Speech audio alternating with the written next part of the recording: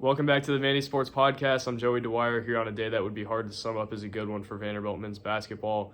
This morning, Tyrin Lawrence announced that he declared for the NBA draft while maintaining his college eligibility. Not complete doom and gloom there, but that came this afternoon when Jordan Wright announced that he'll be entering the transfer portal. Obviously not news Vanderbilt wanted to hear, maybe not the most unexpected news of ever, but certainly a blow for Vanderbilt. It felt like Wright down the stretch there was that third star for Vanderbilt that they really needed when Liam Robbins went down. Felt like that core of Magnon, Lawrence, and Wright really carried this team to being in the at-large conversation, being on the bubble, even after Liam Robbins got injured. And now, the two of those guys, futures up in the air, obviously not good news at all. Tyrin Lawrence, I think, could certainly come back, but we'll get into him later. Have to talk about Jordan Wright. That's the big story today. Wright today announced he'd go into the portal, and Wright's a guy I think that gave Vanderbilt a lot more than people realized throughout the year. Was Vanderbilt's toughest player in Jerry Stackhouse's mind, was their Swiss Army knife, as he called him after the NIT game. Guarded Hunter Dickinson in that game, guarded Oscar Tshiebwe throughout the year, guarded Gigi Jackson in Vanderbilt's first SEC win against South Carolina, and then offensively, Wright had that really bad stretch in February, but then when Liam Robbins went down to Kentucky, Jordan Wright was the guy to step up and make plays down the stretch to win that game, including that turnaround jumper that put Vanderbilt up and got Wright his first win at Kentucky, and that's one that meant a lot to Jerry Stackhouse and him. Stackhouse got emotional talking about Wright in that post-game press conference. Wright was Jerry Stackhouse's first signee at Vanderbilt. He was a guy that Stackhouse really wanted to build his program around, maybe not as the dominant NBA guy, but as a guy who could be a program player, kind of like you talk about with get old, stay old. Jordan Wright was the example of that. He was a guy who came in, was a unheralded recruit, really, a guy who had a lot of growing to do, a lot of growing into his frame, a lot of growing just as an off-the-dribble scorer, as a player in general. Wright did that. Wright became a good player for Vanderbilt and one of its foundational pieces that it could really rely on year to year. Had that great NIT run last season, and then this season, when his number was called, when Liam Robbins went down, Jordan Wright was the guy, and was a huge catalyst to this Vanderbilt run down the stretch that got it into the at-large conversation. Now, looking at the roster next year, it felt like the core of Magnon, Lawrence, and Wright could have kind of been that group that gets you from an NIT team to an NCAA tournament team if you can supplement it with a few nice pieces like Colin Smith, maybe a big from the portal, maybe another scorer on the wing.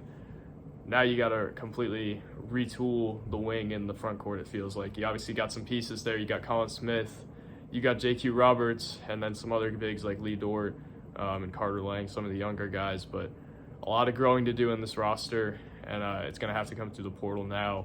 With the loss of Wright, it felt like that big three could kind of be the identity of this team. Those guys could kind of carry this team, and with another piece or two to step up on any given night, it could be a team that was worthy of the NCAA tournament. Wright gave this team so much last year. Even through that rough stretch in February, Stack played him for a lot of these games because of his versatility, because of what he could do defensively, and just kind of how he glued this team together. And now Vanderbilt has to replace that. Wright was really what felt like the leader of this team. He was the guy who got the crowd going. He was the guy who a lot of the time would make that big stop. And now it's going to be hard to replace that, obviously. Ezra Magnon's going to return, so that's a positive for this team. But Tyrin Lawrence's future is up in the air as well. I think he's a guy who probably won't get drafted right now. Needs a few good workouts to be in that conversation even.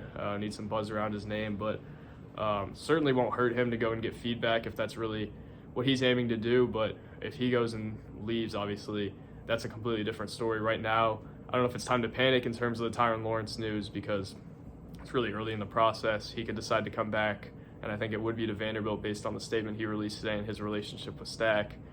Feels like he's the kind of guy who, if he does come back to college, would be at Vanderbilt and would be probably their leading scorer next year. So really just up in the air with Tyrin Lawrence right now. I don't know if it's time to panic, but it's certainly news that makes you nervous.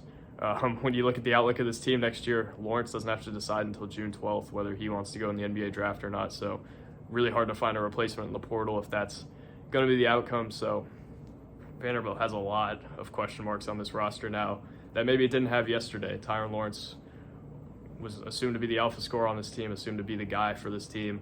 Jordan Wright was supposed to be that Swiss Army knife that he returned, the guy who maybe took this team from a middling team to being a team that's pushed over the edge into the tournament. This guy has a lot of experience, but now kind of out the window, and certainly a rough break for this team, and not one they can't fill because this team has 3 scholarships now, and have obviously reached out to some really good players in the portal who could fill kind of those supplemental roles and maybe more of an alpha scorer role now. But obviously losing Wright hurts, not only in terms of what he can do on the floor, but what he can do in the locker room. Looking back at Wright's career, I think is really interesting. Like I said earlier, with Stackhouse's first signee, just kind of abnormal for this age of college basketball, a guy coming in and just developing year to year. Obviously had a scoring dip from junior to senior year, was a little bit better as that secondary option throughout his career rather than the guy, but Wright was a guy who was really a good player for Vanderbilt and not one that a lot of people thought heading into his career could be that. So just a really nice career for him at Vanderbilt, and I think a guy that could be really valuable to a team that is an NCAA tournament team.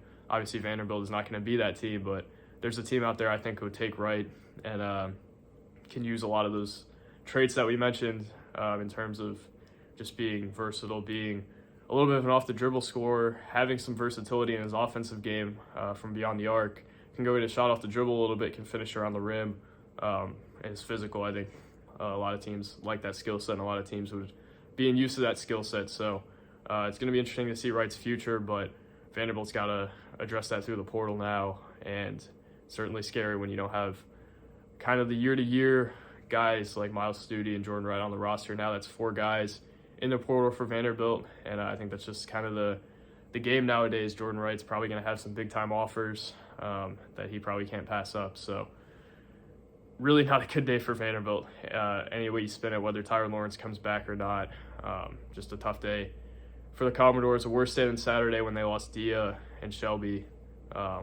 Jordan Wright and Tyrin Lawrence, one of their futures is about decided. One's up in the air for sure. So I think Lawrence probably ends up back, but this thing is fluid. If he goes in and the team gives him good feedback that he likes, they like his athleticism, they like his off-the-dribble ability, the way he can play in transition.